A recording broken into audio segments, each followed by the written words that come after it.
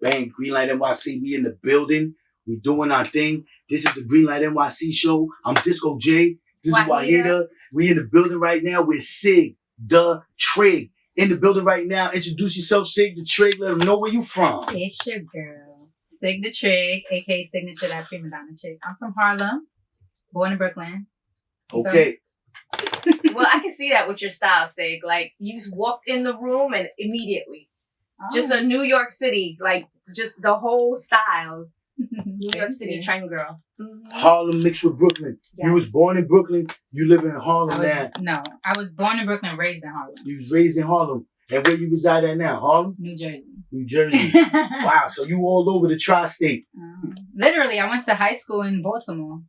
All right, so we know your track right now, super buzzing. But I just heard another track with Rock Wilder. And let's talk about that real quick. Which one was first? The one with Jim Jones or the one with Rock Wilder producing? Rock Wilder. Yeah, that was first. Mm-hmm. All right. How did you get to deal with such a super epic producer? He got mad credits, been in the game for mad years. You young, you coming up. Like, how did you link up with a producer of that status? This is a funny story. That's my brother, my big brother. So I met Rockwaller when I was coming out of high school. I didn't know he was Rockwaller producer. I met him because I was dating someone and that was one of their friends. And I just thought he was one of the friends that played video games in the crib. And it wound up being a super producer. That's and amazing. I didn't find that out until like a year later. But I mean, I was like always with him playing video games. And that's how I learned how to play Grand Theft Auto. So I'm playing video games like, oh, this one like, one of the OGs is my nigga OGs and shit like that. Yeah. Didn't even know. Like, so one day I went to a Jamie Foxx listening for his first album, and that's how I figured out who Rockwaller was. Now, how do you approach him and ask him, like, help me? Yeah, from friend that you just see. He came to me, actually. He came to me. So okay. I'm a person that I meet a lot of people sometimes without knowing like what they do. Of course, a lot of people I do know, but for some reason, sometimes I'll be under the rock and niggas be like, how you don't know this person? How you don't know that?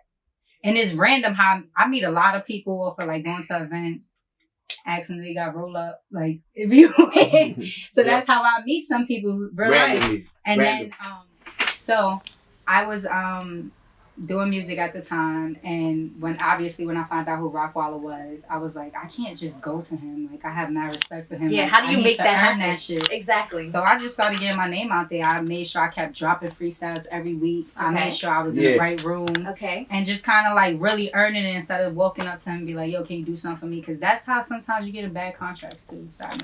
But it's like, I earned it. I got it. He came to me and he was like, listen, we gonna give you a real record. He started making a beat. I was writing my verse while he was making a beat, so we finished at the same time. That's amazing. Now, when I'm thinking about the creative process, how does that happen for you? Because I can see, like, in what I've seen so far, you're super fashion forward, and the hair color is always changing, the style is always changing, and then also your flow kind of like adjusts too.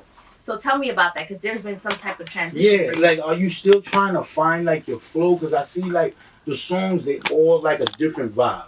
Or is that your thing? Like you always on a different vibe, like type stuff? Well, Eminem is one of my favorite rappers. So I love Eminem because of his flow. So that's what I did. I perfected being a chameleon with hip hop. I love that. And I just want to be able to blend in. I can literally rap to anything. I can rap to the ABCs and make it into a rap because that's how I used to practice flows. I used to take one verse of mine and go over every different beat so that I can like really perfect, like, all right, I want to go this way. Because right now we live in a time that every 4 bars, if you're a writer, every 4 bars has to change or niggas is going to get bored. Mm-hmm. The only way for it to change is if you know how to play with flows.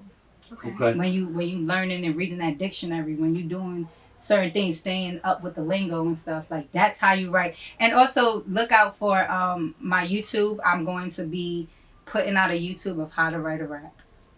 right? Because I haven't seen that. I go to YouTube all the time, and I feel like that's needed right now, like how to write like an actual rap. Well, that's always the issue with female rappers. I feel like, you know, people are always like, oh, you gotta write your rap. Not only female. Right? But let's just say that a lot of the times it's female rappers, and they're like, you gotta write your rap. For me, it's like, as long as the song is good, I don't care who writes what. But how do you feel about that?